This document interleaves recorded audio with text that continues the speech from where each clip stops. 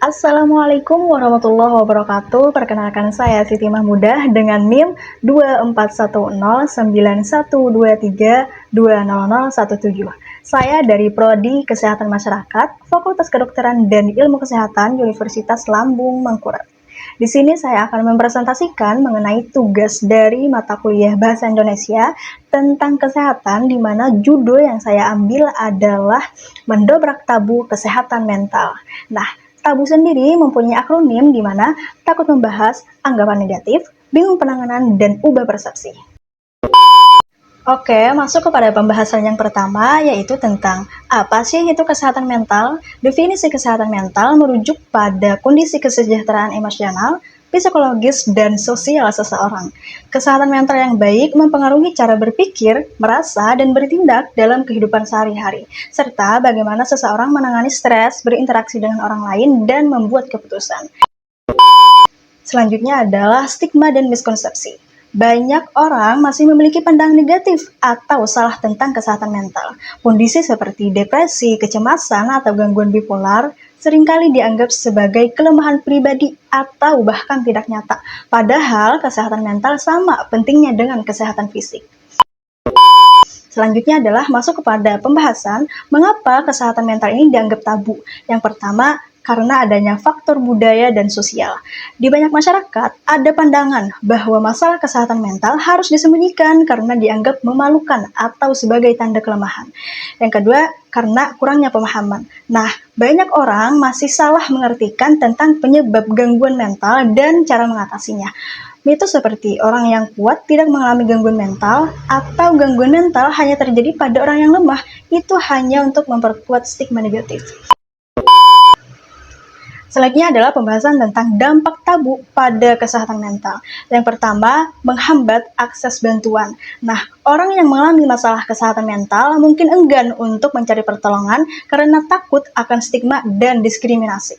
Hal ini dapat menyebabkan keterlambatan diagnosis dan pengobatan. Yang kedua, meningkatkan beban psikologis. Nah, stigma membuat orang yang menderita gangguan mental merasa malu, rendah diri, atau bahkan terisolasi, yang dapat memperburuk kondisi mereka.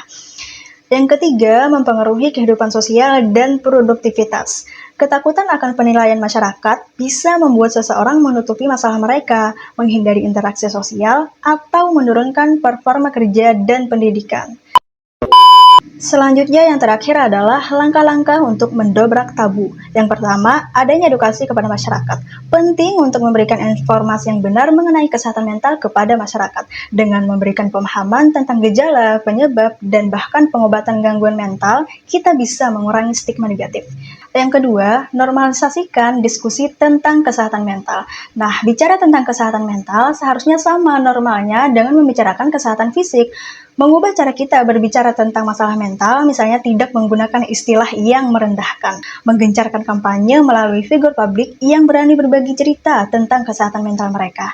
Yang ketiga, dukung dan validasi orang yang mengalami gangguan mental. Penting untuk menciptakan lingkungan di mana orang merasa didengar dan didukung tanpa penilaian, memberikan dukungan emosional kepada teman atau keluarga yang mungkin sedang berjuang dengan kesehatan mental mereka. Yang keempat, menghapuskan bahasa yang mendiskriminasi. Bahasa yang sering kita gunakan untuk menggambarkan orang dengan gangguan mental bisa memperkuat stigma, menghindari istilah-istilah negatif seperti maaf, gila, atau lemah.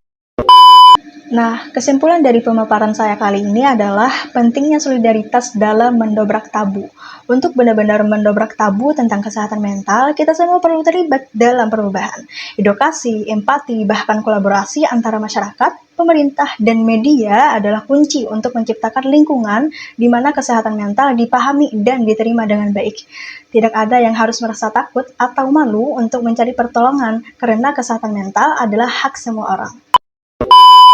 Call to action. Mulai percakapan yang terbuka dan positif tentang kesehatan mental di lingkungan terdekat.